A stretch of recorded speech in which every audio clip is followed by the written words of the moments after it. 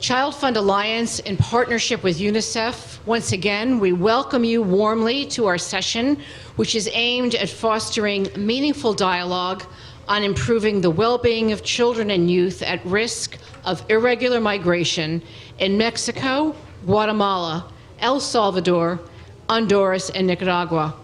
Tens of thousands of Salvadorans, Guatemalans, and Hondurans, many of them unaccompanied minors, have arrived in North America in recent years, seeking asylum from the region's skyrocketing violence.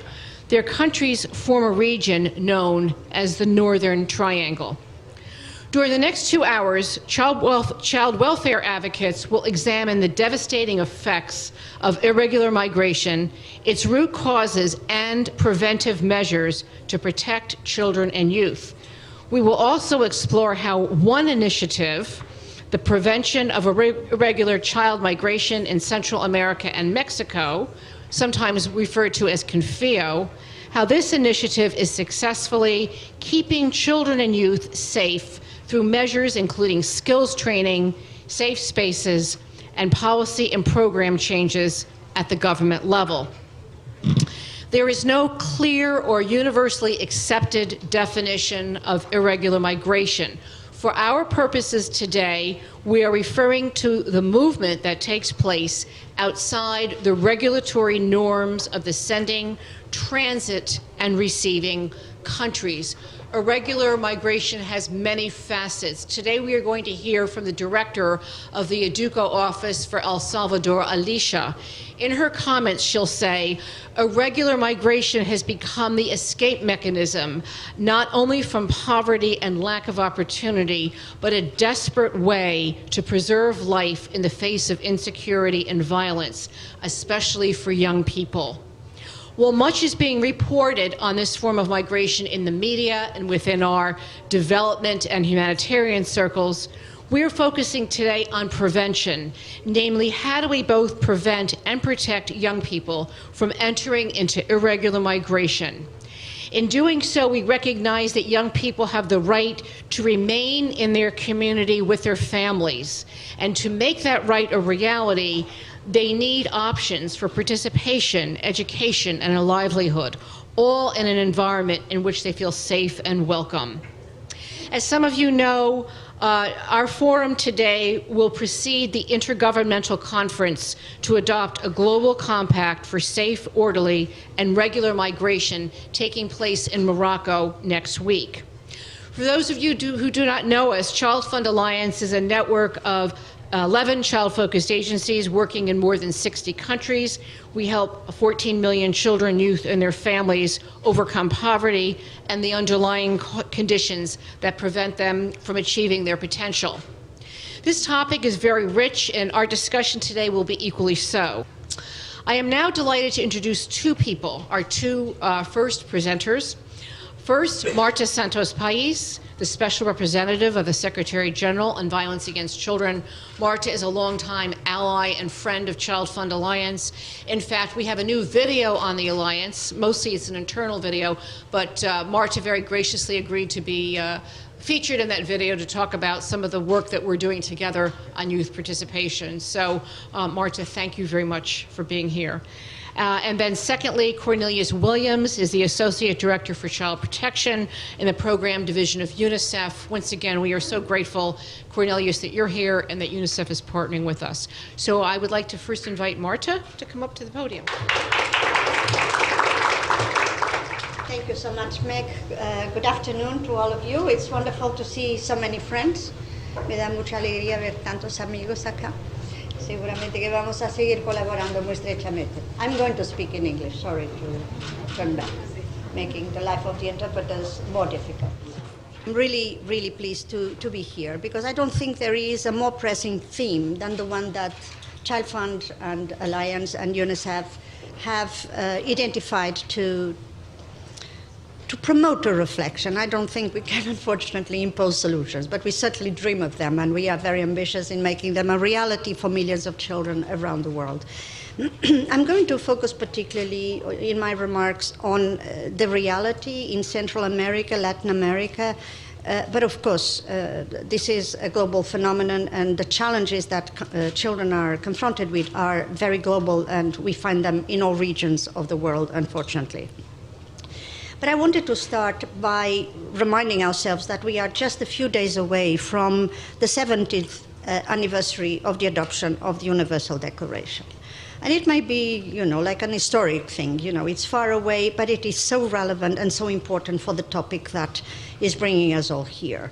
As you know, the Universal Declaration lays the foundation for all the fundamental instruments in the area of human rights, has informed so many of the work everyone has been doing around the world, and it has such important and visionary provisions. And I just want to touch upon two. The first one, to recognize the dignity and the worth of the human person, each and every human person. And everyone has equal and inalienable rights, everyone, including children, of course.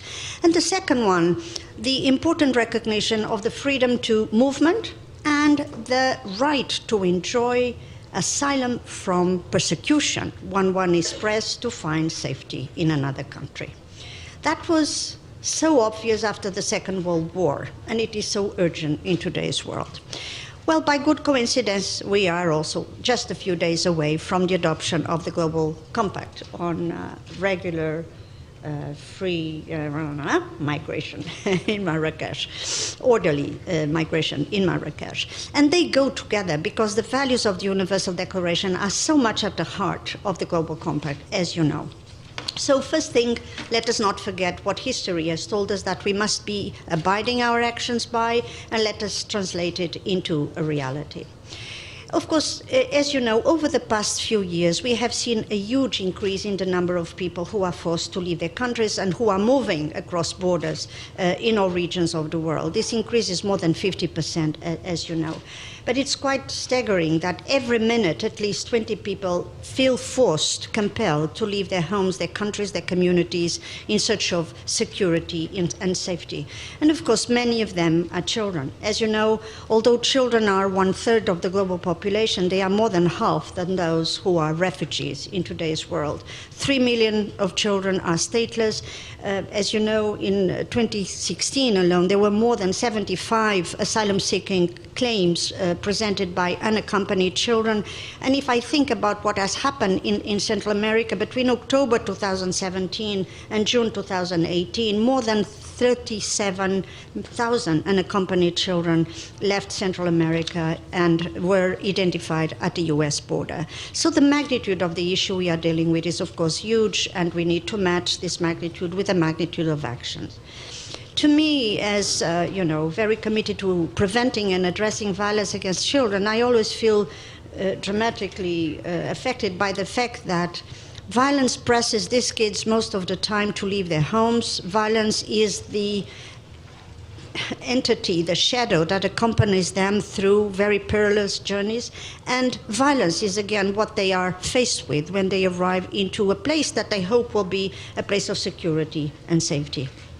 Now, if we think back to the countries in the Northern Triangle in Central America, we know that they are amongst the poorest in the Western Hemisphere, very high levels of poverty and child poverty in particular.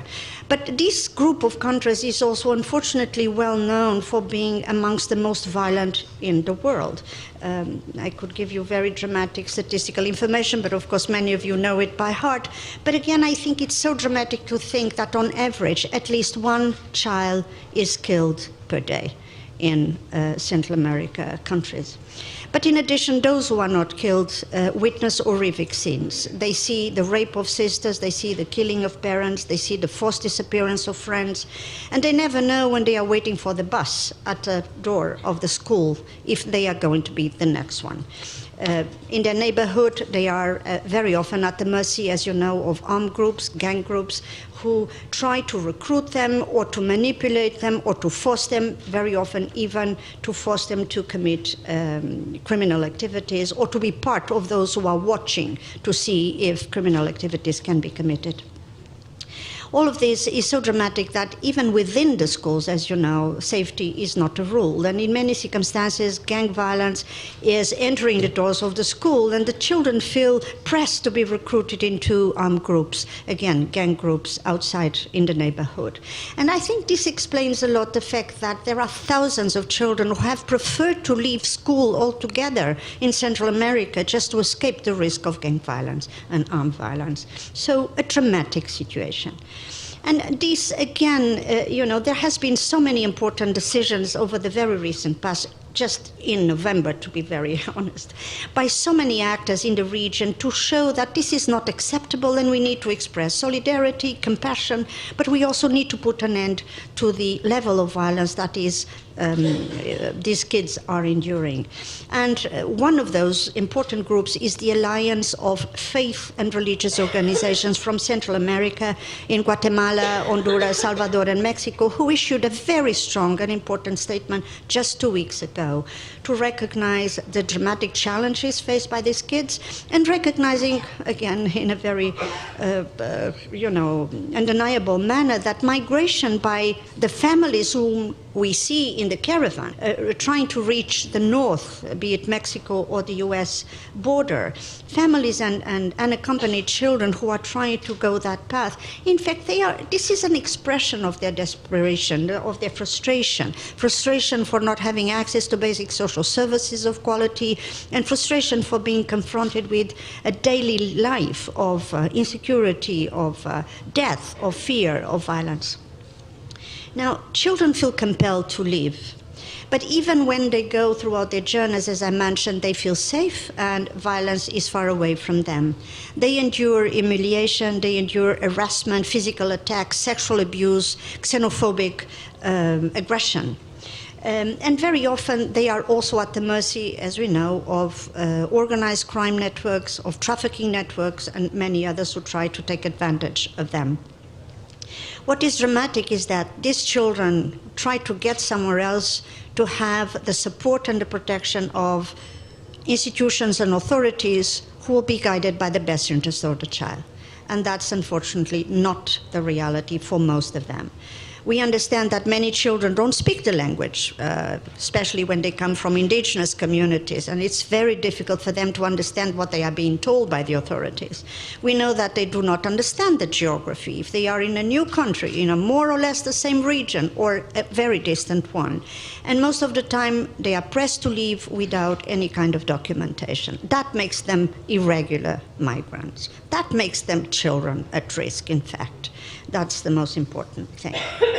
Now, we have been working very closely with many of you and conducted an online survey with UNICEF to try to understand how children and young people from other parts that are not directly affected by migration feel about this dramatic situation.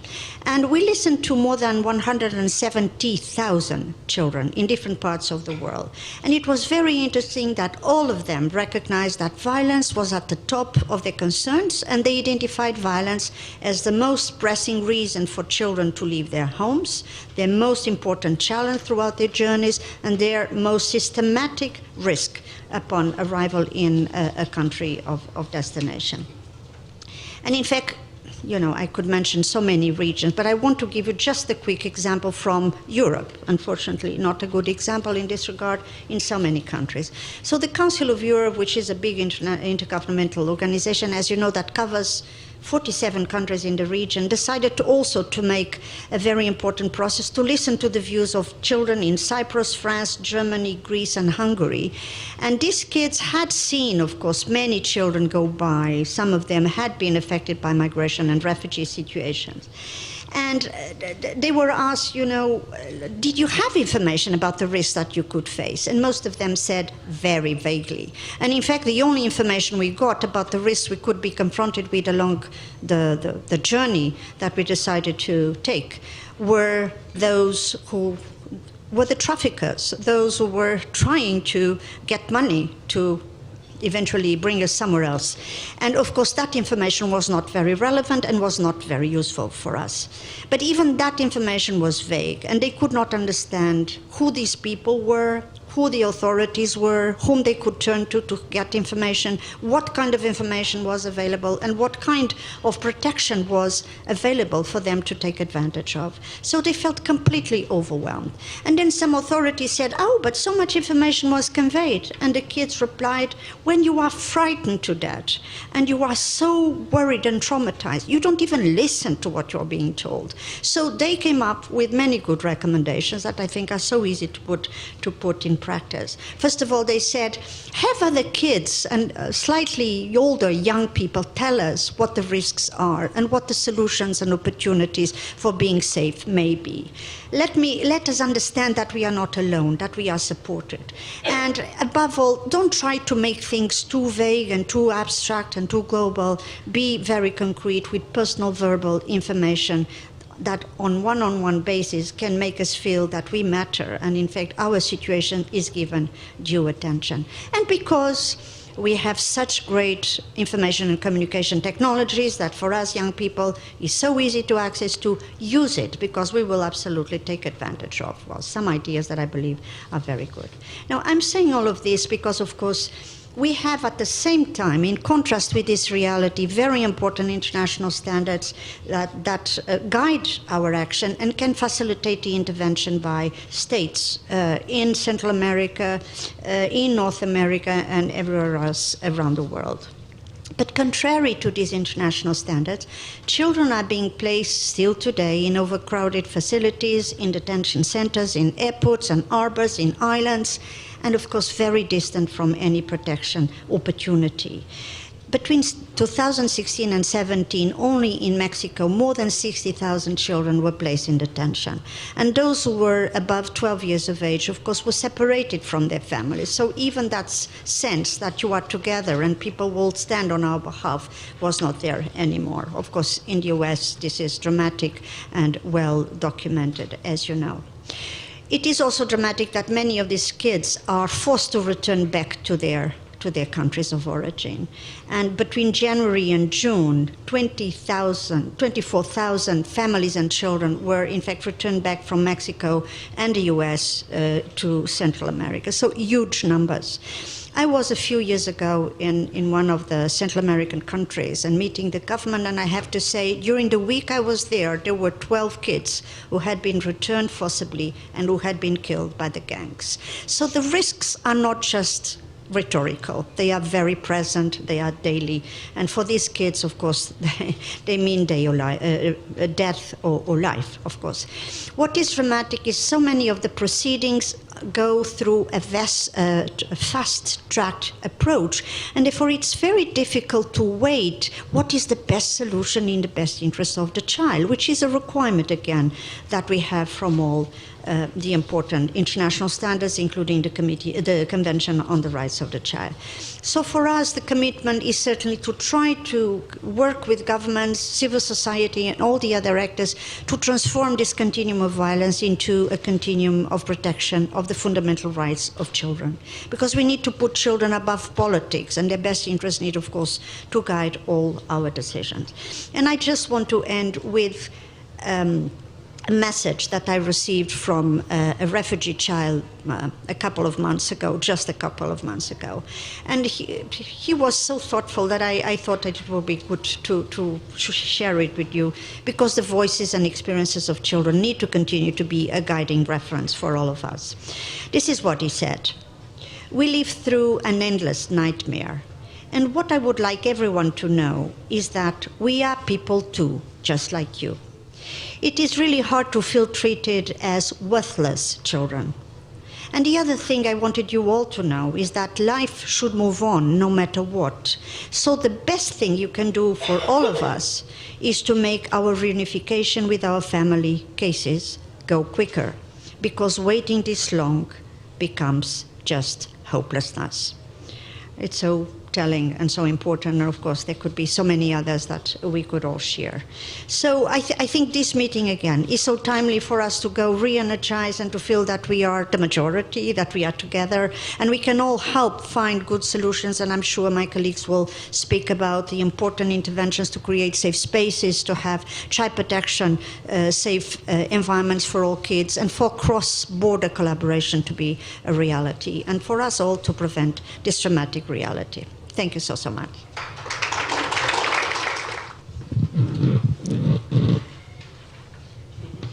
Thank you, Martha. Colleagues, friends, and thank you, Meg, again for inviting us actually and coming up with the idea just before Marrakesh, right? I would like to thank you and the other organizers for inviting UNICEF to co-sponsor the event. This is an important event for us, actually. As the United Nations entity for children, we know that migration presents an opportunity for children to seek protection and to fulfill their dreams and aspirations. You mentioned that it's a valve for children, for their aspiration. Children on the move are first and foremost children, regardless of who they are or where they come from, and should be provided with protection and care. In UNICEF, we're committed to doing our part. UNICEF has anchored this in our role as custodians of the Convention on the Rights of the Child, and we take a comprehensive approach to safeguarding the rights of children wherever they are, along the migratory route, whether in countries of origin, in transit, at destination, or upon their return. In all actions concerning their welfare, survival, and development, UNICEF is led by the child's best interests as a paramount consideration, as Martha mentioned. We all believe in the power of children to change the world for the better. But to do that, they must have a chance. Certainly, a complex combination of factors pushed children to leave Central America. Martha has mentioned some of them. Yet we know that it's the armed violence, that it's the core. And it's the main reason why more children and adolescents are fleeing countries in the Northern Triangle to migrate north. The current situation of uprooted children who are facing life-threatening situation and multiple forms of violence in Latin America, it affects approximately 7 million children. In 2015, the homicide rates in Latin America and the Caribbean was 5 times higher than the global average. The rate is alarming when we consider that every 7 minutes, somewhere in the world, an adolescent is killed by an act of violence. And when we did the analysis of this, we found out actually that the adolescent in the Northern Triangle, their life chances was at times worse than an adolescent in Iraq or Afghanistan. Remember, these are not countries that are in conflict. The unprecedented level of violence related to gang rivalry, extortion, territorial control, drug trafficking means that children must take it upon themselves to stay safe. Some children are forcibly recruited or join gangs to try to shield themselves from violence. Other children in their thousands drop out of school to escape gang threats and harassment, particularly as they travel to, from schools through gang-controlled areas. This curtailment of education takes place against a backdrop of roaring low school enrollment already. In 2017, school enrollment rates in Honduras stood at 58%. And the rate decreases as children grow into adolescence, with a mere 28% of adolescents aged 15 to 17 years attending school. Indeed, the fundamental right to education, the very opportunity for these children to escape the cycle of poverty and violence, is taken away by this. And while on their journey, Martha mentioned it, children continue to be denied of their rights. The children and the families are apprehended, detained in transit, or upon reaching their destination, some of them only to be returned to their countries of origin. Upon return, they often experience intensified violence, poverty, stigmatization, and social exclusion, a repeat of the factors that drove them to migrate in the first place. But colleagues, friends, practitioners, we're empowered, we have the solutions. When we started recently in UNICEF, we thought we did not have solutions. We have the solutions. Today, we're honored to be in company of like-minded partners committed to strengthening protection and support of children on the move.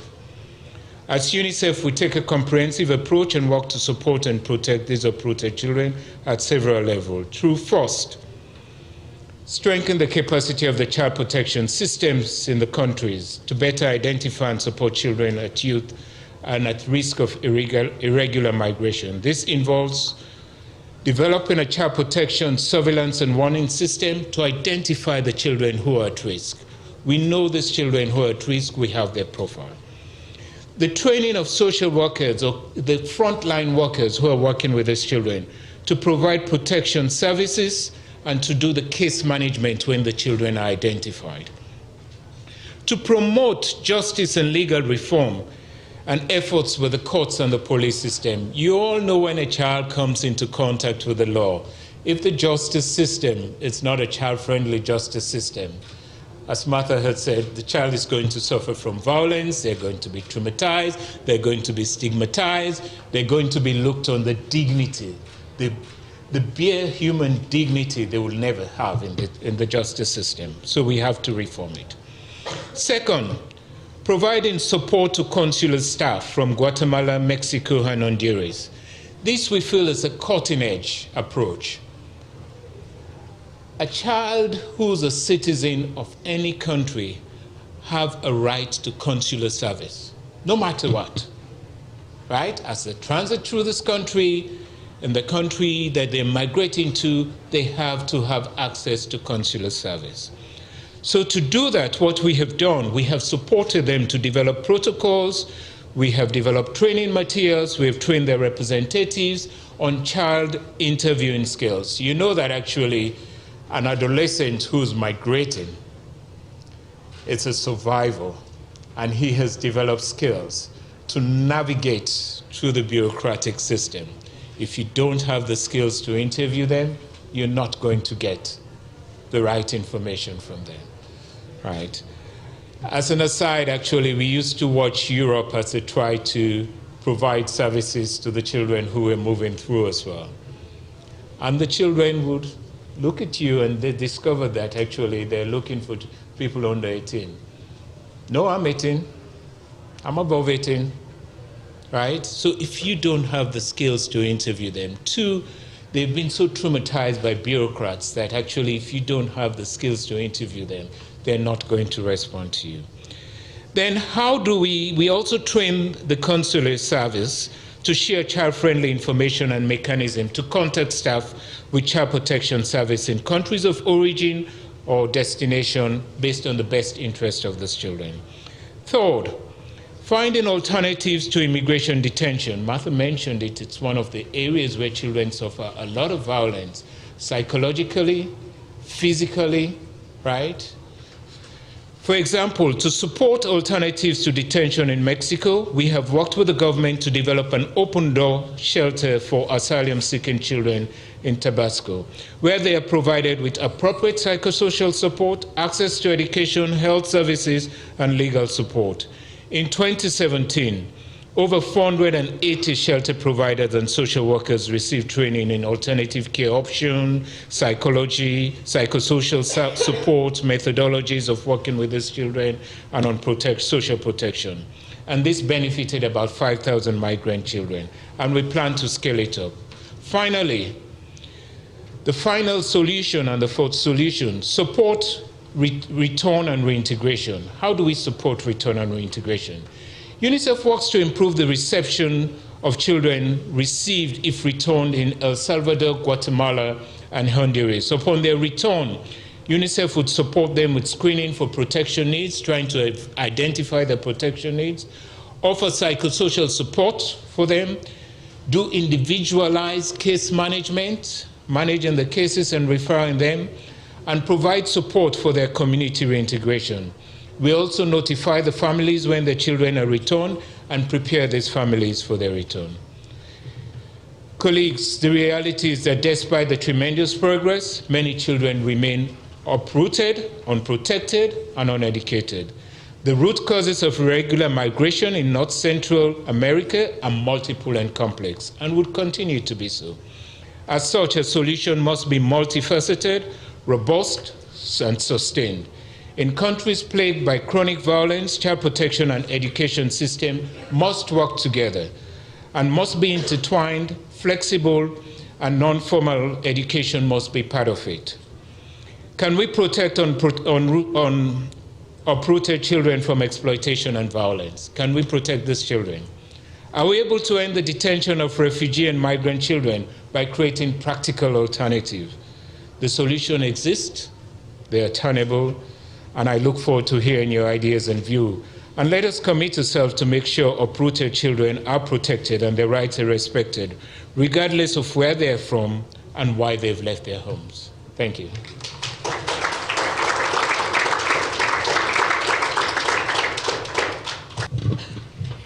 Cornelius and Marta, thank you very much for setting the stage and the framework for our important panel discussion today.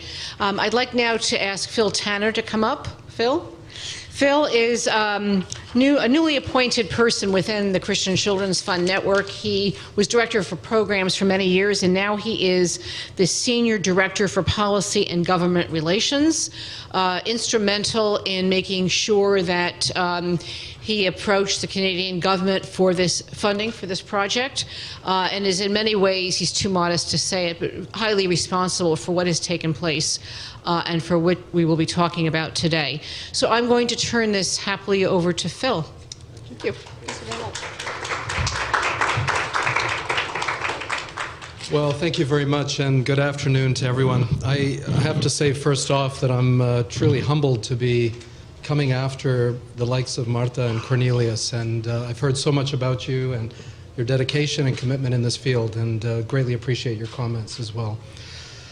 It's my privilege to tell you a little bit about the project we refer to as Confio, name chosen by the young people themselves, and to introduce my colleagues who are working in the project for a short conversation in a bit. Confio is a project implemented in Honduras, Guatemala, El Salvador, and Nicaragua, and Mexico, where there's obviously high levels of migration and where the challenges to project implementers like ourselves are huge.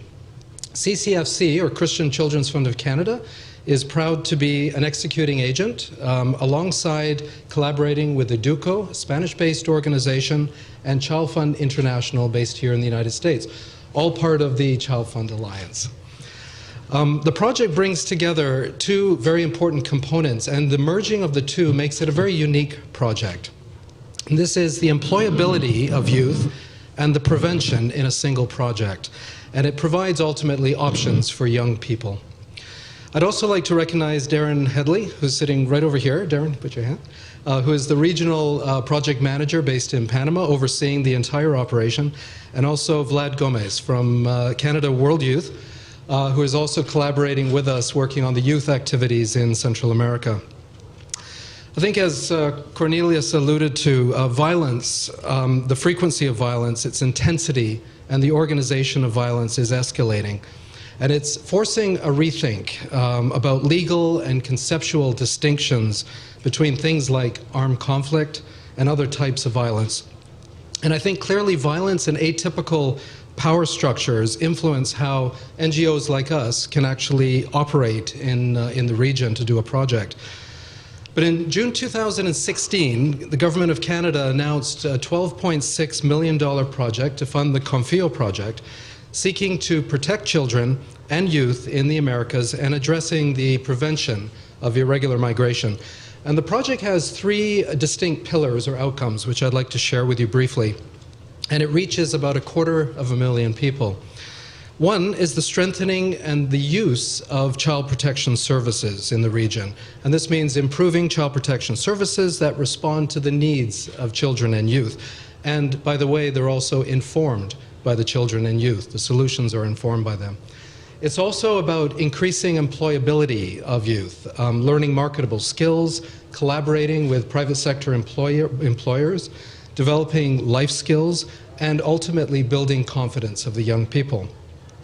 The third component, a very interesting component, is the participation and voice, raising the voice of young people in the program.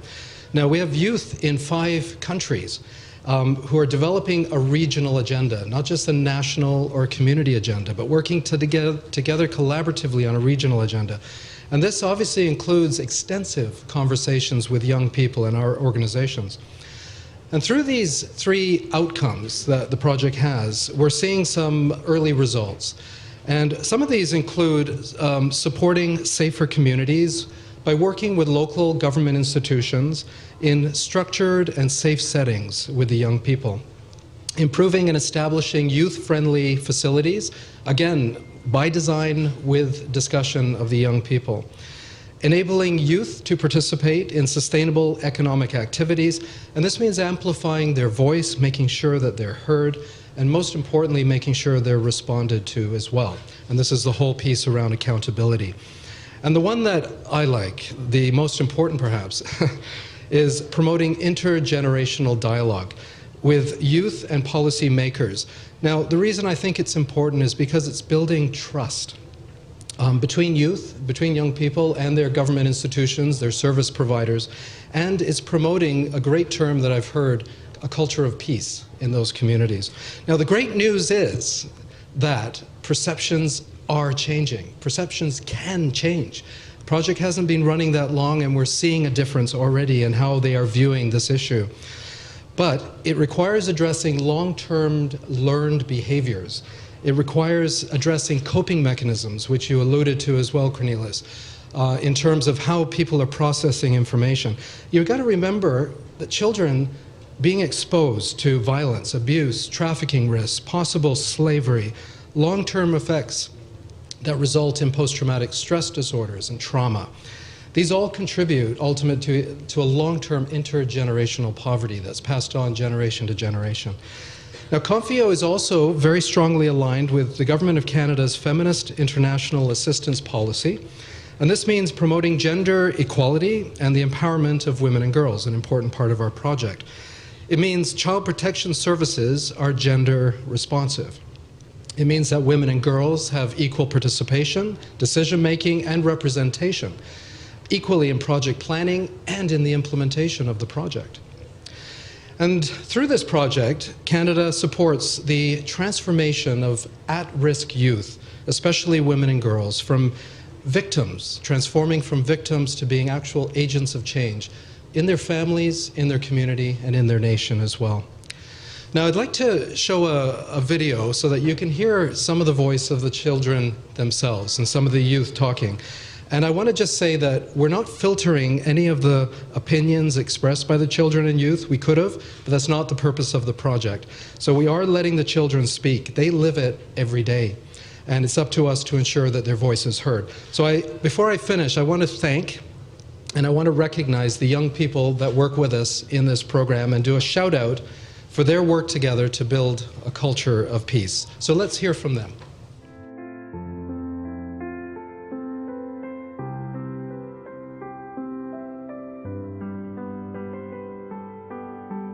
La crisis aumentó la migración en Nicaragua, porque si antes se iban solamente por trabajo, porque no había trabajo en Nicaragua, ahora se están yendo por la seguridad también, la inseguridad que hay, perdón. La canasta básica, por ejemplo, está más alto el precio que lo del salario mínimo. En la comunidad donde estoy hay se ve muy marcado la diferencia entre hombre y mujer, lo que es el rol de género. Le dicen al hombre, pues tú tienes que cumplir cierta responsabilidad, por lo tanto pues ya como que ya estás en edad de emigrar. La violencia que viven dentro de su país, la discriminación, la falta de oportunidades, la economía y sobre todo porque quieren un futuro mejor. El niño corre muchos peligros porque no sabe con qué gente se va a topar, no sabe en qué circunstancias de peligro puede estar. Creo que es una decisión muy fuerte que tienen que tomar los padres de familia si realmente vale la pena exponer a su hijo a ese tipo de riesgos. Nuestros papás piensan que vamos a tener un mejor futuro en otros lugares, pero no nos dan la oportunidad de que nosotros desarrollemos nuestras propias oportunidades en nuestro país o en nuestras comunidades. Pues yo creo que lo que hace falta es concientizar a la población. El tener una cultura de denuncia, porque si no, ¿cómo las autoridades pueden actuar frente a una situación de vulneración de derechos de un niño, de una niña? Yo creo que es muy importante ir educando desde la familia, el hogar, el no aceptar conductas violentas, porque si educamos a un niño de manera violenta, el niño va a entender que la violencia en ciertos casos amerita, hay que usarla. No se ha culturizado la paz. Nos enseñan en algunas formaciones que si alguien está gritando o me está tratando de verme menos, yo lo dejo, lo ignoro, entonces, y trato de ser mejor, un agente de cambio. Inviting Erin Kennedy to come and join us up on the stage. Erin is a leading policy and gender and children's expert. She has over 14 years experience in the field and is currently the Director of Advocacy and Partnership at ChildFund International. So thanks for joining us. Yeah. Secondly, I'd like to invite Ana Angelica Trejo Leon, and I apologize the names, I'm probably going to not say them quite correctly. And she is the country project coordinator for the Confío project in Mexico. And Ms. Trejo is a specialist in international migration with extensive knowledge of gender, humanitarian assistance, and human rights. And I'd also like to invite Alicia Avila. She has a much longer name. I'm not going to even attempt to say all of your name. It's a beautiful name, though. And she is the National Director for Educo, our Spanish partner, working in El Salvador. And she is also director for and president of the National Council for Children and Adolescents, CONA. And I'd just like to mention that she was elected by her peers of civil society organizations in El Salvador and is part of the oversight of the government departments on child rights and services. So welcome to all of you for joining us. And we're privileged to have an opportunity to have a little bit of a insight of the work that you're doing through this project and some other activities. And Erin, I wanted to start with you because ChildFund International and the work we're doing in Confío, we don't work in a silo. Obviously, there are many activities going on around the world. And in particular, you're working in the United States, down in Texas. And I was wondering if you could share with us a bit of your insights on that. Thanks, Phil. Thank you. I'm really happy to be here. And it was wonderful to kick it off with Cornelius and Marta Santos Pais. Thank you for setting the stage for us. So as Phil said, I see, what I'd like to talk about today is a little bit around what we're doing programmatically. ChildFund has been working in the Rio Grande Valley for about 30 years, and this is the southernmost tip of Texas. The large cities there are McAllen and Brownsville, Texas, which are really at the epicenter of what's happening in terms of folks migrating into the country. So we are working programmatically there, and I want to tell you a little bit about that. But we're also really focused on this policy issue and what's happening. We've seen a proliferation of negative policies coming out from the administration, really directed at children in particular. And so we have formed a group to really fight back against that. One thing just to set the stage and just to say that ChildFund International, we're guided by a core belief. And that core belief is around that every single child deserves to grow up free from violence, abuse, and exploitation. And my CEO has this beautiful saying about there's only one childhood. Each child only gets one childhood. And I think, some of the rationale around toxic stress and what happens. And so, I ask all of us here, all of the concerned partners in the room, what are we doing to protect that childhood? So just to paint a picture a bit, I think that we heard beautifully from the young people about the reasons why migration happens, and I think that's pretty well understood and known.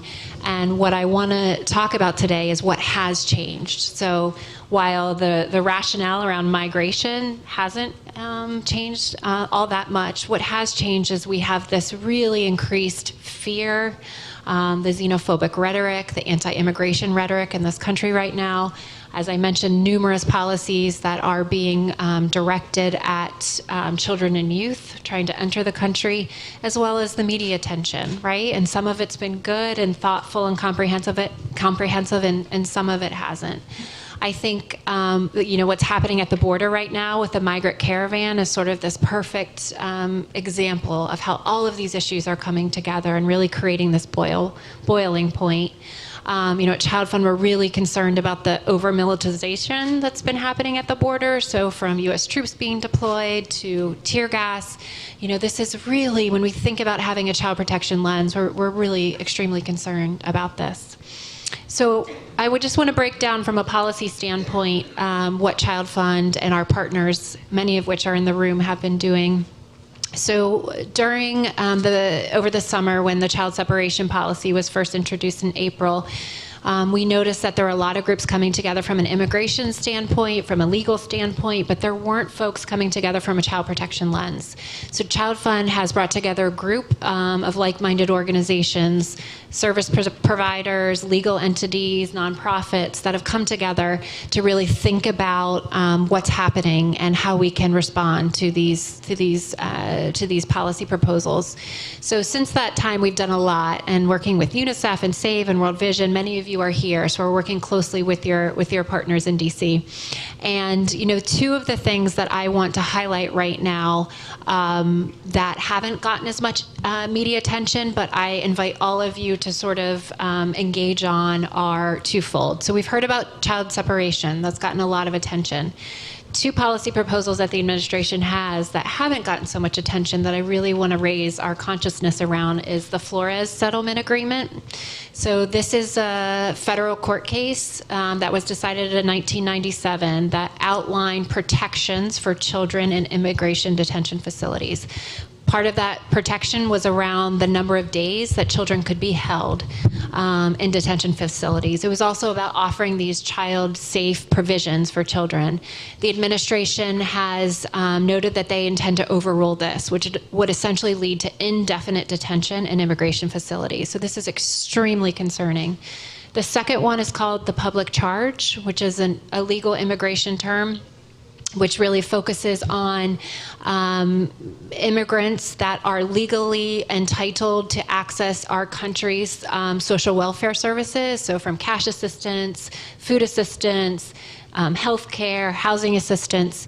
And what has been proposed that is currently going through a review with the federal government is that any immigrant that accesses these services, that would be held against them as they are on their path to citizenship. So we're extremely concerned about the effect that this would have on kids and the effect that it would have on poor communities. So I really invite you all to engage on these two issues. I'm happy to talk more about what else we're doing as a group, but I want to tell you a little bit before this part ends about what we're actually doing in McAllen and Brownsville, Texas. So during the summer, when we went down there, the team conducted a child protection assessment to really understand the gaps and needs, and this was around the time that kids were being separated. And we really thought that we might have access to some of the detention facilities where these kids were staying, and it turns out that we did not. And so what we did see is that there were thousands of attorneys that were descending upon McAllen and Brownsville because they kind of heeded the call that these kids needed representation, that the families needed representation. And what we learned in talking to these attorneys is that they really didn't have a trauma-informed background. They didn't really have a child protection focus. They really didn't understand how trauma shows up in a 12-year-old that might be having, a fit on the floor and isn't a bad child, but has experienced severe trauma. So what the team at ChildFund has put together is a training for legal professionals. We've rolled it out with an incredible partner called KIND, Kids in Need of Legal Defense. If you don't know them, check them out. They're doing wonderful work to really help prepare attorneys for the situation of dealing with these kids that have been highly traumatized. Just yesterday, we had a training in Washington, D.C. with legal entities and others around this training. The second thing we're doing is actually working with a humanitarian shelter called the Catholic Charities Humanitarian Respite Center, and that's in McAllen, Texas. And this is really a place that asylum seekers that have been released from U.S. Customs and Border Protection, they come to this center. It's a short stay. People stay anywhere from a couple days to a few weeks as they figure out where they're going to go throughout the country while they're waiting their asylum cases. So this is what we're doing there is really helping the families, kind of supporting them with shoes, Tom's shoes. We've been partnering with them with blankets. But what I really want to mention is that we've outlined a child-centered space called the Children's Corner, so that kids that are coming through there, 500 families a day, really have a place to go, to be kids, to start processing their trauma.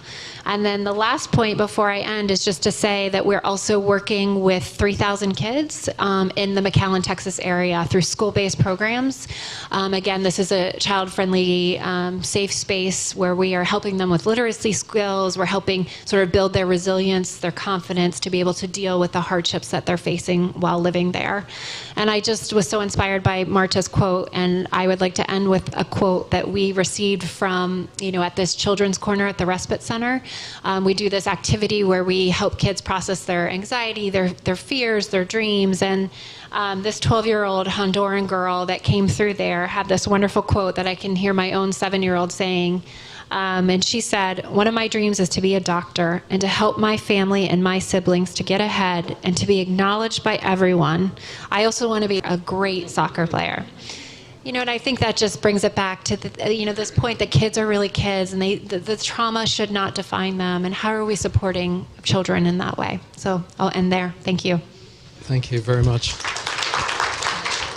And I honestly, it's hard to fathom the amount of emotion and how emotionally charged it is down there. And I think we see a lot of us who don't get down there see it on the media, in the pictures, the visualizations, and it really is very traumatic. I want to flip over to the other side of the border now and ask Angelica to share a little bit of her insights working in parts of Mexico which are extremely daunting, very violent, and very complex as well. And could you share with us a little bit about your experience working in the project? Yes, thank you, Phil. I'm so honored to be here and share with you some of the experiences happening on the ground in Mexico, working in the field with children and youth at risk of irregular migration. And I also would like to highlight the relation between gender and migration that Confia project has made more visible. Confia works in 52 communities in Mexico, in the states of Hidalgo and Oaxaca, in which we see a situation of marginalization, poverty, and violence against children and women, among, other factors. And there are strong migratory processes which result in the feminization of communities. Children, adolescents, and young people have experienced a process of learning masculinities and femininities even before their migration experience. In their families and in their communities of origin, they have observed and internalized behaviors associated to gender stereotypes. As we could see in the video, Wendy, which is one of the young women who is actively participating in the project, she explains that the gender roles are deeply normalized, but why is this topic so important for when we're talking about irregular child migration and the Confia project?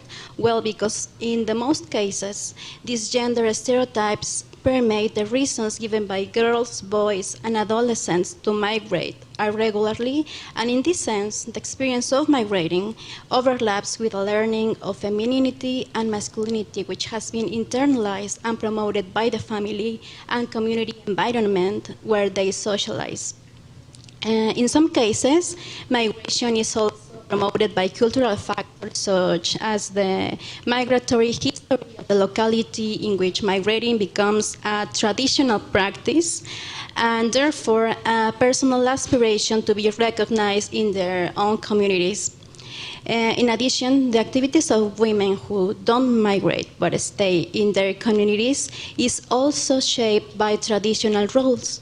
So women who stay are seen as having a private family function, and they don't have access to the decision-making spaces in their community. As an example of this, we have found in the communities where the project is working that women don't have active participation nor decision-making roles, as they are expected just to communicate their husband's opinion. So when a community assembly is carried out, the absent husbands call their wives to exercise their right to vote, which is taken into consideration, but not the women's vote. One example of what the project is doing to intervene in this situation is the women's safety audit. This was an activity that recognizes the participation of women as invaluable. Through this exercise, women and men share their daily experiences regarding safety, both thinking and discussing collectively about safe places, and about the types of violence they have experienced. In this sense, women identify this exercise as an opportunity to talk openly about their feelings, and men, in some cases, for the very first time, acknowledge women's concerns. So this women's safety audit helped women, young and adults, to be at the center of the process, recognizing their critical and reflective capacities by drafting recommendations that were delivered to the local authorities. Through all this process, young leaders were identified to attend to the first Youth Regional Conference in Honduras. This was an effort to gather young men and women of the participating countries to share experiences and receive training on migration, employability, gender, and advocacy. Since one of the youth proposals what has to do with awareness raising among communities, they have become active facilitators in their communities by replicating some workshops to youth in the regions. And in this way, we have now engaged the participation of more than 50 youth in the communities. Now we are taking this into account in another of our activities, which is called community-based child protection mechanisms, where we identified and strengthened existing local capacities and protection referral systems. As we are carrying out a labor market study and training for youth in vocational and technical areas, we will build on this understanding of the gender dynamics in the communities. Alongside these activities, we just started working at schools with violence prevention programs for children from 6-year-old to 12, and programs on sexual and reproductive health for adolescents. Both programs facilitated by young women and men who are involved already in the project. And well, just to finish, in summary, the important issue for Confio is to understand that one of the only ways to improve the well-being of children, adolescents, and youth who are at risk of irregular migration is to consider the age, gender, and diversity approach and addressing inequalities through dialogue and the promotion of a culture of peace and nonviolence. Thank you. Thank you. And I would reiterate, Angelica, what you were saying. The importance of the gender piece in our program can't be overstated, especially around the issue of positive gender stereotyping. And we'll circle back to that a little bit later on, but it's such an important element, so thank you. We're going to go a little bit further now to El Salvador, a bit of a gateway, really. And you've had a very diverse experience, Alicia. And also, I just wanted to say how much we've appreciated the support from the El Salvadorian government, which has been absolutely phenomenal, and to recognize the representative who's here in the front. So thank you for the incredible support your government has given to us. But Alicia, could you share a little insight into your experience with the project? Ok, buenas tardes. Agradecer a todos ustedes por estar acá. Creo que es importante este tipo de discusiones y debates sobre un fenómeno que afecta mundialmente a los niños y las niñas, y que a pesar de muchos esfuerzos que se están haciendo, podemos decir que la niñez está viviendo una violencia sin tregua. Hace muchísimo tiempo, históricamente, los países del Triángulo Norte han tenido un flujo de migración y de movilización constante, principalmente a los países del norte.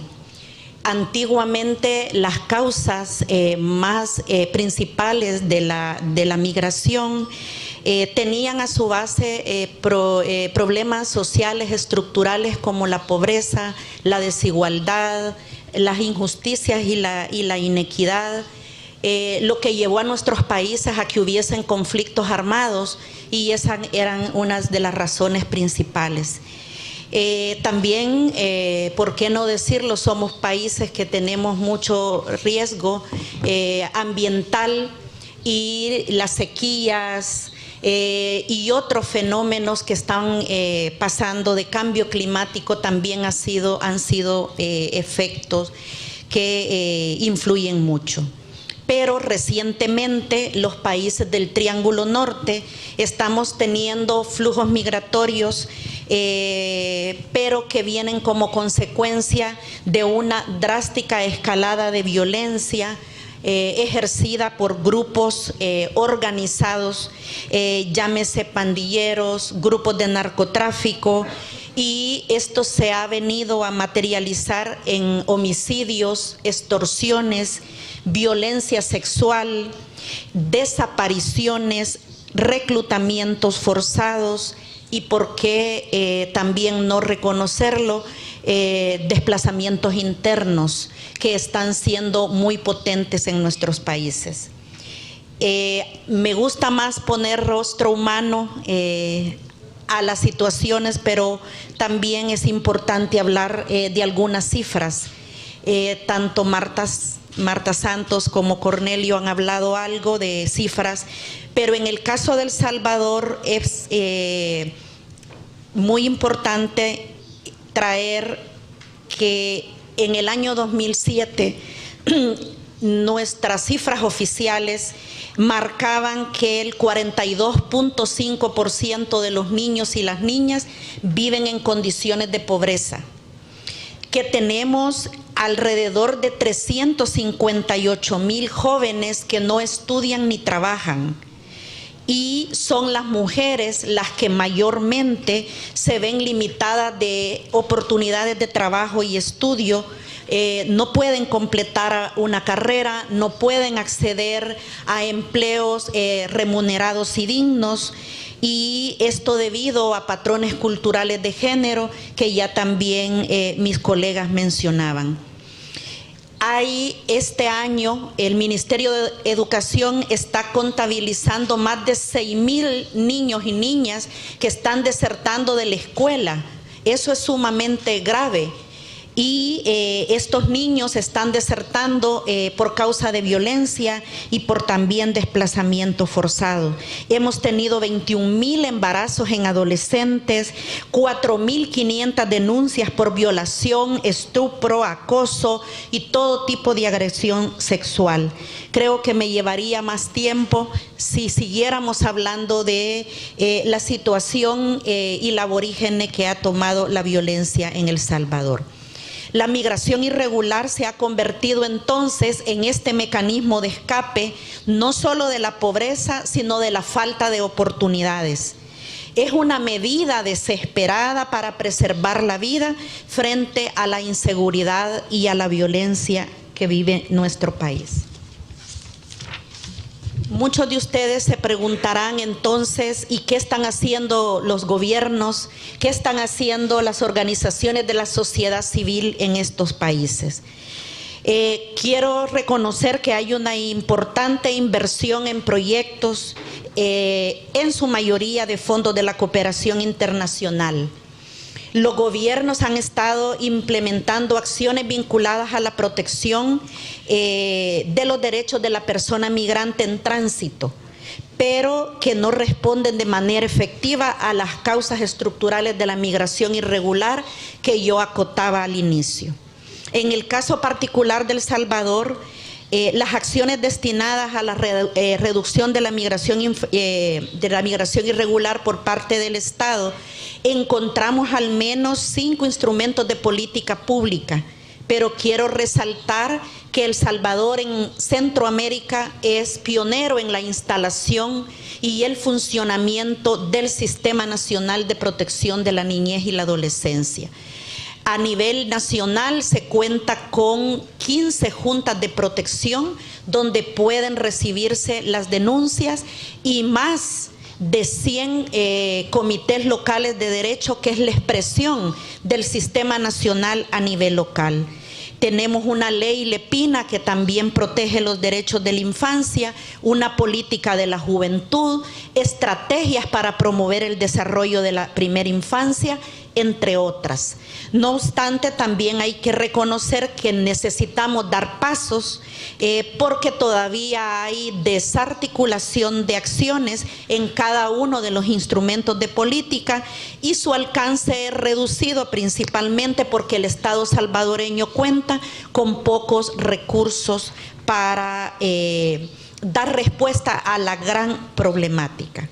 El proyecto Confío, explicado por Phil, por Angélica, también están contribuyendo a la instalación y funcionamiento del sistema, pero yo quiero recalcar que a pesar que el proyecto todavía está a medio término, estamos trabajando la cultura de denuncia, enseñando a las familias a que deben de denunciar todo tipo de maltrato y vulneración. Estamos trabajando el arraigo, el amor por su comunidad, las redes de apoyo entre jóvenes y otras acciones que permiten la identidad cultural.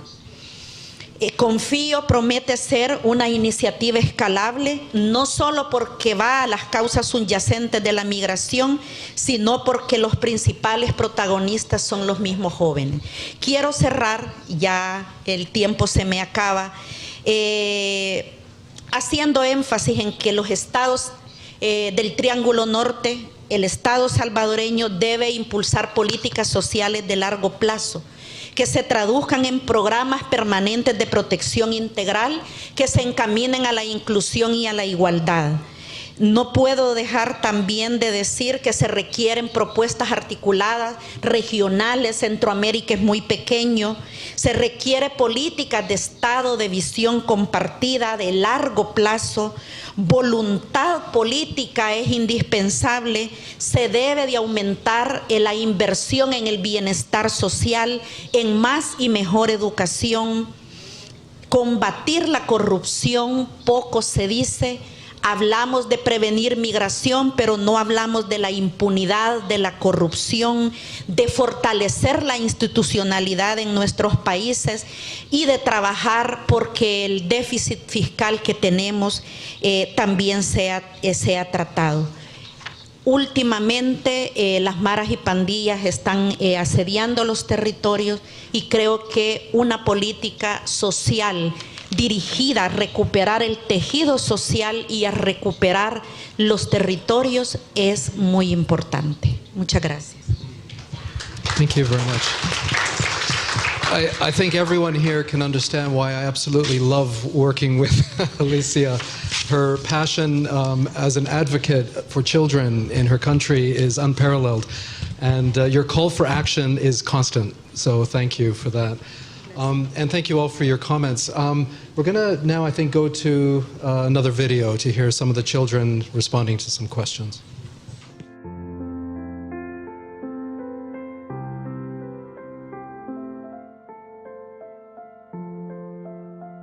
Lo que yo le diría al alcalde es de que se enfoque más en los niños y jóvenes, porque allá con nosotros no existe ningún centro, por ejemplo, donde los jóvenes y niños demuestren sus habilidades. Los niños somos el futuro y el presente de Guatemala, que se enfoquen en nosotros para que nosotros no pensemos irnos al extranjero.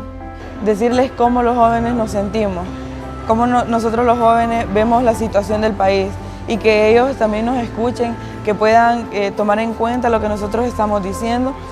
Sean conscientes de todo lo que estamos viviendo, que no solo miren a través de ellos, sino que miren a través de los jóvenes. Que nos den la oportunidad de participar en las diferentes actividades de toma de decisiones. Creo que ellos deberían de ser un poco más inclusivos y menos egoístas y escuchar a los jóvenes. Muchas veces las revoluciones más significativas son llevadas a cabo por jóvenes. Nosotros estamos abiertos a que ellos nos puedan ayudar a poder hablar, a poder dialogar, para poder entre todos formular soluciones que nos beneficien a todos. Bueno, lo que ha impactado en mí el proyecto Confío es saber nuestros derechos, saber que en nuestro país también hay oportunidades y las podemos generar nosotros, podemos hacer incidencia también con las autoridades superiores. Pues me ha cambiado la mentalidad en cuanto al tema de la migración. Si no fuera por este tipo de organismos, nosotros no tenemos cómo reunirnos como jóvenes, cómo implementarnos, cómo relacionarnos con más jóvenes. Nos ha cambiado en muchos aspectos de nuestra vida porque nos ha hecho principalmente crecer como jóvenes y nos ha hecho confiar en nosotros mismos. Antes la mujer, digamos que no tenía ninguna voz. Llega Confío a las comunidades y lo que hace es como que le da poder a las mujeres. Nos está dando la oportunidad de podernos desarrollar como jóvenes. Nos brinda la oportunidad de expresarnos libremente. Si nos equivocamos están, por si me caí, ahí estoy, te levanto, pero vos seguí. Really brave and ready to express their views, eh? It's terrific. I got the moderator's worst nightmare is getting a note by the organizer saying we're out of time. So, so I'm going to take the prerogative. I had some questions I really was anxious to put to you. I'm going to try to condense them and ask one question each, and just to respect your time, some of you have to go to another event. Erin, maybe I could just start with you. Very interesting discussion, and I think I was going to ask you about your findings, your surprise findings. Yeah. What surprised you? And I think the one about the legal professionals was a surprise for sure. How did the recent policy proposals, like the administration's changes to asylum process, impact how you do advocacy and policy development?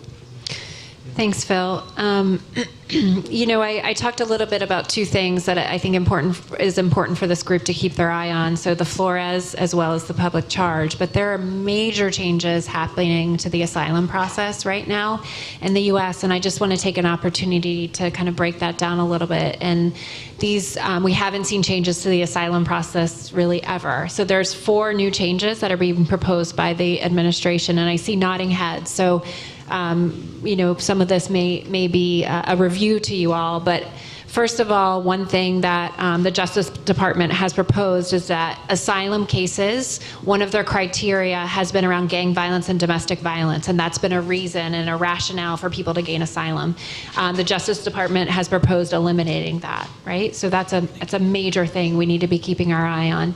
Number 2 is that asylum cases are only going to be processed through ports of entry.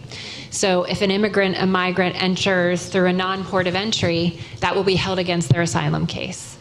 The third is that the administration has put a proposal out around metering the number of asylum cases that the U.S. will process. So going from a couple hundred a day to around 30 a day. So we're seeing, lines for weeks, for months, that people are lining up to try to get in line to process asylum. And then the fourth, which probably has gotten the most media attention recently, is this idea that the administration is negotiating with the incoming President Obrador in Mexico to have immigrants be kept in Mexico while they're processing their asylum case. Right? And so what are the child protection risks? What is that going to do to our system? So I really just want to kind of raise these as urgent, similar to my colleague around call for actions. These are major urgent issues that the U.S. government is considering right now. And just to give you some numbers, there are 700,000 cases of asylum right now in process. How many of those are domestic violence? How many of those are gang violence? And what is this going to do to really this long-held process of asylum that we've sort of honored as a country? So thanks, Phil, for letting me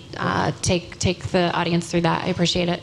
And to put it in context, the numbers I understand of processing per day are limited to probably 50 or less. Yes. Right? So very slow. Alicia, I'm going to put you on the spot with $1 million question. I was going to dig deeper into the whole issue of violence, but I think many of us are aware of the issues of violence, the issues that are affected by economics, corruption, politics, the things we hear normally about. I want to ask you, does it go any deeper than that? And can you tell us, how does it affect perception of children? How does it affect culture, family, emotions? Can you tell us a bit more? Bueno, el fenómeno de la migración irregular, como ya mencionaba antes, tiene problemas estructurales. Las respuestas también deben de ser de ese nivel. ¿Cómo está afectando a los jóvenes, a los niños, tanto a los que viajan, que vienen en tránsito de manera irregular, como los que se quedan en El Salvador? Creo que hay un problema ahora muy serio de desintegración familiar en nuestros países. Se está normalizando el decir hay una nueva visión de familia, y se está viendo como normal pensar de que un niño o una niña puede quedar a la merced de un vecino, a la merced de un tío, o en muchas ocasiones sola o solos en sus hogares al cuidado de la niña más mayor de la casa. Creo que también esto afecta la visión de vida que tiene esta familia. Los niños y las niñas que se quedan simplemente están esperando la oportunidad para también ellos emigrar, y no hay un arraigo ni un sueño. Uno de los ponentes decía, Cornelio, los niños tienen anhelos, tienen deseos, tienen sueños, y qué mejor fuera si lo desarrollaran en su hogar, en su país de origen. Sin embargo, no pueden hacerlo porque están esperando que sus padres tomen una decisión sobre ellos. También hay un problema psicológico que también está afectando la vida de los niños que se quedan. El niño que se queda piensa que no tiene a su papá y a su mamá y que es culpa suya, porque ella tuvo que emigrar, él tuvo que emigrar a otro país para darle lo esencial, como es la educación, la alimentación y su vivienda. Hay una paradoja entre que llega la remesa a su casa y hay para el alimento, pero en el fondo también hay un sentido de culpabilidad porque su madre emigró para garantizarle sus derechos fundamentales que su país no puede darle. Y el tema de la transculturización, que también nos está afectando. En nuestros países están cambiando las costumbres, están cambiando los gustos, y toda la cultura nuestra. Nuestros países del Triángulo Norte tienen un bono demográfico muy importante. Todavía hay un segmento de población joven que es una fuerza productiva que nuestros países no están aprovechando, y que al ser expulsados de nuestros países, esa fuerza laboral viene a otros países a dinamizar nuestras economías. No va a pasar mucho tiempo si no se toman acciones, que nuestros países van a envejecer y la fuerza productiva la vamos a tener en otros países. Es comprometedor decir que a muchos gobiernos también les interesa la migración en términos de las remesas que representan para los países. El Producto Interno Bruto de nuestros países ha aumentado tanto, hay una economía de consumo, y eso es grave. Es grave porque los ciclos generacionales de la gente que migra también terminan, y hay un momento en que esa remesa pues no llegará, y habrá que tomar decisiones inmediatas. Yo dije antes que es importante, es imperativo que nuestros estados y sus instituciones hagan algo para que la migración sea la última opción. Thank you very much. I was writing down some words as you were speaking, and the words that were coming out were negative expectations, guilt, regret, toxic stress in the environment. And I'm thinking, you know, as a father of two, to have my children exposed to that on a chronic basis, and it's just a terrible situation for them to be enmeshed in. I raised the question because I think the issue around social norms is incredibly important. What is now becoming normalized behavior, a normalized expectation, a normalized perception is underestimated and not talked enough about. And Angelica, I wanted to ask you, because you raised some very interesting points around gender and stereotyping around gender roles. I was wondering if you could tell us a little bit about how the project is adapting to deal with those types of issues, specifically around gender roles. Well, we have considered to implement new methodologies that originally weren't considered for the project, such as the women's safety audit. And, well, I explained some of the experiences we had with that activity. But we have also been thinking about the deeper causes of irregular migration and how this affects children and young people. We also have very difficult situation in the communities in Mexico, because we must consider that in the 52 communities where we are working, some communities have more than 100 years of migration history of people going to the USA irregularly, most of them. So there are other causes, there are other deep issues as well, but it is also in the collective imaginary that most of the men are migrating, but not women. And we are also seeing that women are more frequently migrating as well. So they are also transgressors of that gender role, which they have assumed to be just like in private spaces or in their homes. Great. Yeah, thank you very much. Well, we're going to wrap up the questions now, and I just wanted to thank our panelists very much, and just to express our appreciation for your courage working on the front line of some really very difficult issues in the face of great emotion. So thank you very much to all of you. Bill, thanks so much, and thanks to our panelists. We would like to invite a representative from the El Salvador mission to the UN, Mayra Lizeth Sorto, to come to the podium and make a few remarks. Thank you, Meg. Good afternoon. Before I start, I would like to say that El Salvador is a member state of the group of Friends of Spanish, and taking advantage of the interpretation services, I am going to deliver these closing remarks in my own country, in my own language. Sorry. Muchas gracias por la invitación. Muchas gracias. Es muy difícil dar unas últimas palabras después que han hablado tan excelentes panelistas. Me alegra mucho ver a 3 mujeres a cargo de estos importantísimos proyectos en nuestra región. Permítanme en primer lugar felicitar a los organizadores por realizar tan importante evento, agradecer a los panelistas, a las panelistas por tan enriquecedora discusión que ha tenido lugar, sin duda alguna muy pertinente bajo el contexto actual en el que estamos viviendo.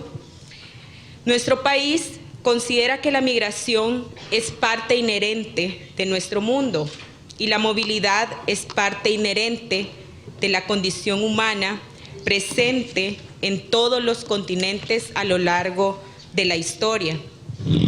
Reconocemos su naturaleza multicausal, resultante de factores específicos estructurales y que vinculan a los países de origen, tránsito y destino en la corresponsabilidad de respuesta ante los retos que imponen los movimientos de migrantes, como los que se están presentando recientemente. Por ello deseo mencionar que El Salvador ha realizado y continúa realizando diversos esfuerzos a través de nuestras embajadas y consulados para facilitar la atención y la protección de todos los migrantes, particularmente nuestros niños, niñas y adolescentes migrantes que se encuentran en movimiento, a fin de garantizar el respeto y protección de sus derechos humanos. Asimismo, nos encontramos trabajando en el marco de diferentes programas y proyectos como el Plan de la Alianza para la Prosperidad del Triángulo Norte y otros programas de cooperación con el objetivo de generar mejores condiciones de vida en El Salvador y así desincentivar la migración irregular. Asimismo, deseo destacar que a nivel multilateral, El Salvador ha participado activamente desde la negociación de la Declaración de Nueva York sobre refugiados y migrantes hasta la negociación del Pacto Global para una migración segura, ordenada y regular que esperamos adoptar la próxima semana. Y nuestro país abogó siempre por mantener el compromiso de garantizar la promoción y protección eficaz de los derechos humanos de los niños, niñas y adolescentes migrantes, tanto acompañados como no acompañados, independientemente de su estatus migratorio, haciendo cumplir lo establecido en la Convención de los Derechos del Niño, referente al principio del interés superior del niño y donde no deberán ser privados de libertad por causas relacionadas con la migración.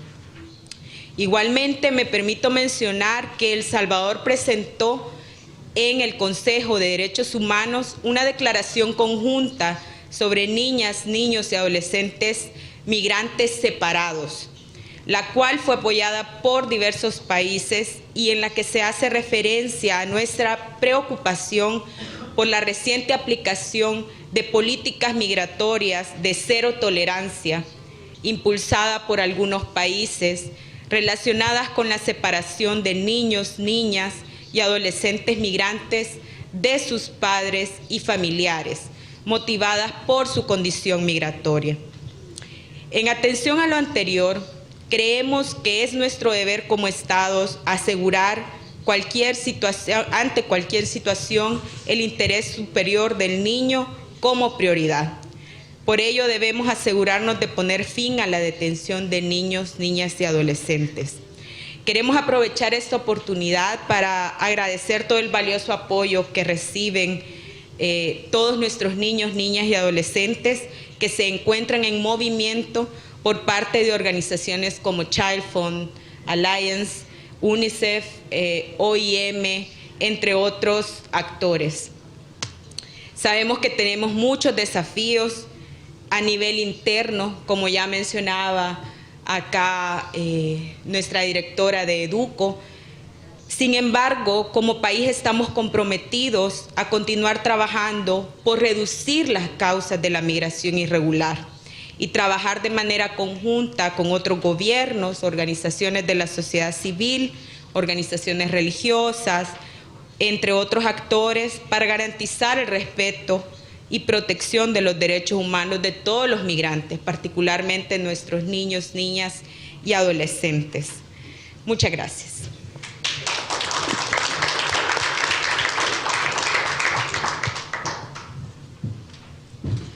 Thank you very much. And once again, just to echo what Phil said about all of our appreciation to El Salvador for its gracious receptivity of the program in country. Now I have another special guest I'd like to bring up to the podium for just a few brief remarks. A young woman is here from the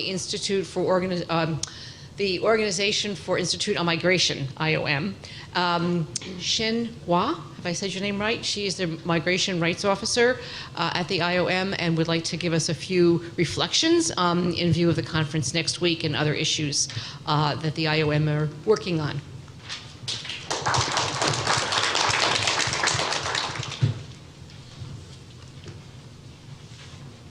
Good afternoon. On behalf of the International Organization for Migration, I would like to thank the invitation from the ChildFund Alliance and for the organizers for this fruitful discussion today. We warmly welcome the Regional Joint Initiative, and there's a number of topics that I will echo with. as children and youth are at the heart of IOM's global mandate on migration. But just to further highlight a few points in light of the upcoming Marrakesh conference. First, I would like to say migration needs to be well managed. There is a need to protect migrant children from violence, exploitation, and abuse throughout the migration cycle. Such measures include addressing the root causes and triggers of migration in the country of origin, as well as new risk factors emerge along the way, identifying as soon as the child gets in touch with border authorities and reception actors, training and enabling child protection authorities to play a role, and combating discrimination and xenophobia both during the journey and in the country of arrival and return. So at Mesoamerican region, IOM has in this month facilitated safe and dignified means of return for accompanied migrant children. And I would like to also say since 1979, IOM has helped more than 1.5 million migrants return voluntarily to their countries. Second, data and research availability on migrant children is crucial in formulation and implementation of child-sensitive policies. Here, I would like to bring the perspective from another region and mention a joint report, Harrowing Journey, that IOM published jointly with UNICEF, which explores in detail survey data on the Central and Eastern Mediterranean region, focusing on adolescents and youth on the move from Africa and from Asia. Through survey data coming from 22,000 people, the findings show that some adolescents and youth are more vulnerable than others, and ultimately, these findings will inform the donor community to prioritize a series of actions.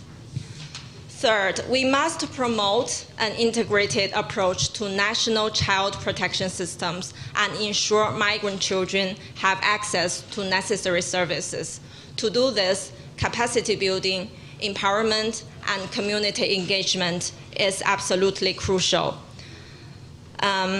Fourth and lastly, IOM is a member of the steering committee for the Initiative for Child Rights in the Global Compact, which is working to raise awareness around and accountability for the rights of children on the move and other children affected by migration.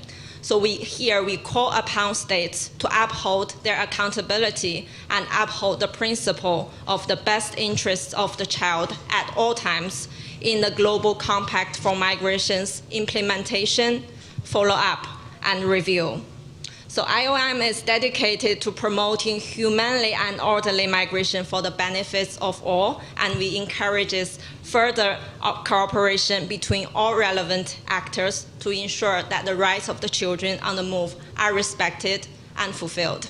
Thank you.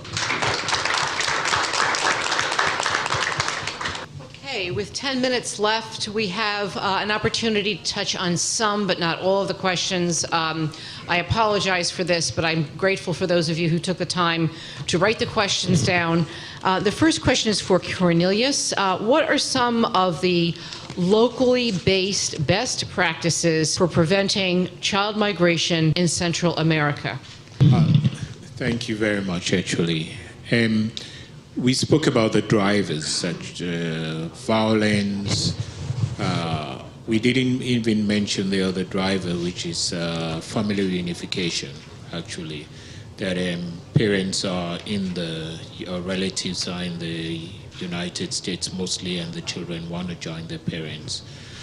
But some of the solutions, we really need to try to see how we can address the violence. Right, and there are solutions that are being implemented, community-based solutions that are being implemented. There are drop-in centers for the children. There are work being done with the justice. There are work that is being done with communities to address the issue of gang-related violence. There's also work done to empower children themselves. There's also work done in children's participation to give them an alternative. So the challenge we have is scaling up these programs, actually, and in making them sustainable, right?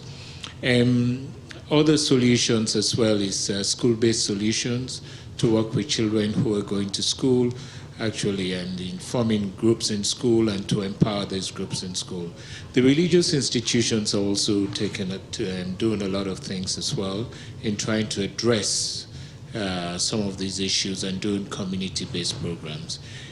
All in all, what we have seen, the best solutions are community-driven solutions, right? And the communities are the frontliners, and we know that they're doing a lot. The government's also started to put in policies that are trying to make sure that they create an enabling environment for these children, especially in schools, in addressing their justice system, so that children are not, because who are coming into contact with the law are treated in the right manner. Cornelius, thank you very much. The next question is for Alicia. We would like, one of the audience members would very much like to hear about some more examples of economically viable activities that are underway in the project with a particular focus on gender. El proyecto tiene contemplado desarrollar habilidades y competencias para que los jóvenes puedan ser emprendedores o para que puedan emplearse de una forma que puedan desarrollar sus talentos y capacidades.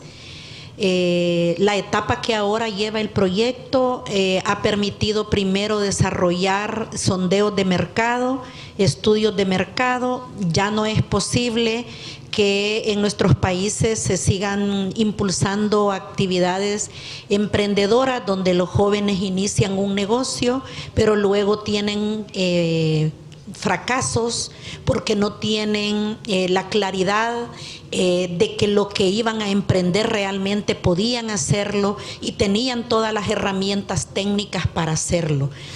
El Salvador es un país que tiene una gran cantidad de emprendedoras. La mayoría de los empleos del país son no formales. Es bueno. Mucho emprendedurismo es bueno, pero sin embargo los jóvenes necesitan mayor acompañamiento.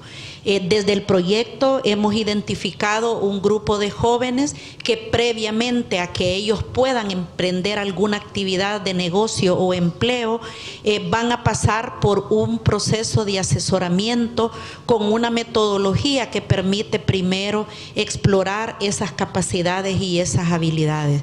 Las habilidades blandas que llamamos son de las áreas que se piensan potenciar con el proyecto. También quiero decir que una de las buenas prácticas que están surgiendo en El Salvador es conectar a los jóvenes con las empresas locales. Dinamizar la economía local es bien importante y para ello debemos establecer alianzas con los empresarios, los microempresarios, para que ellos le abran las puertas a los jóvenes, primero a través de pasantías, para que ellos puedan aprender también en el aprender haciendo. Creo que son buenas prácticas que ya otras organizaciones están haciendo y que por supuesto en el marco del proyecto Confío nosotros las vamos a tomar en cuenta. Thank you. Next question is for Angelica. Angelica, we have a question here about the magnitude of forced marriage or child marriage occurring as a result of forced migration. Have you observed anything in Mexico or in the region that you could share with us? And most importantly, if there are any solutions to prevent this from happening? Thanks for the question. What we have seen, especially in the communities in Oaxaca, is that a lot of child migration is being promoted since there are a lot of men who are irregularly in the USA, so they are like marrying girls and young women of their communities of origin. So they're using technology and social media to contact them and then establish like a long distance relationship, and then they ask them to come to the USA and get married. We are just identifying this situation, and we are going to promote local protection systems through a methodology that ChildFund is encouraging, since we strongly believe in the community-based initiatives, and this methodology is the community-based child protection mechanisms, which is the objective of this methodology is to promote local protection systems and referral systems, so they can refer all the protection cases that are presented in the community. And one of those cases can be this situation of child marriage within the communities. So we will promote and encourage the construction of these networks within the communities so they can protect children and young women. Thank you very much. The next question is for Erin. Erin, one of our respondents in the audience said children under 6 have been part of the separation children population, the separated children population in the United States, and some are still not united with their families. What can be done for them as this effort goes forward? Thanks, Meg. I think that's back to kind of Phil's question about what surprises you. I think what we've really been surprised at is once the policy ended, it was started in April and it ended a few months later that summer, is that everyone thought the children had been reunited, right? And just reading that is not the case, right? As the audience knows. There are still, at this time, around 120 to 140 kids that have not been reunited with their families. And some of that is due to parents being identified as unfit, so they have some sort of criminal record. Some of that is due to, there could be trafficking issues. But, in terms of what we can do, I think this is something that particularly in what the US-based organizations are doing is raising this to Congress. We really want the US government to play a larger oversight role than they've been playing around this issue. So that's one solution. I think the other piece is that a lot of this has been halted because of the courts, right? So ACLU's legal fight, and I think that we need to keep encouraging the courts as well to be looking into this. I invite everyone who isn't familiar, there was a recent Inspector General's report that was released in September that really outlined how unprepared the government was to implement the family separation policy. And it really details all of sort of the missteps along the way. And one of them was around the database, that there still wasn't accurate information about who the kids were, who their parents were, and how they were separated. So it's a challenging answer. I would say, pressuring the courts, particularly ACLU, has taken a lead on this, and also encouraging and demanding that Congress plays a more active oversight role in this. Thank you very much for that. We're going to end now. I'm going to ask Phil if he wanted to make just a couple of closing remarks. I know he wants to mention the involvement of the government of Canada. So maybe you want to just say a few things about thanks, that. Meg. Sure. And just very, very briefly, I just thought it would be appropriate to express our appreciation from the project staff to the Government of Canada for not only investing resources into this four-year program, but also recognizing that the highest impact that can be achieved is through working with women and girls in most vulnerable situations. And I think this is the nature, the substance of the Feminist International Assistance Policy of Canada, the FIAP. So I wanted to thank them for the investment and for the continued contributions they're making to girls' education and well-being around the world. And thanks to all of you for being here as well. Thank you.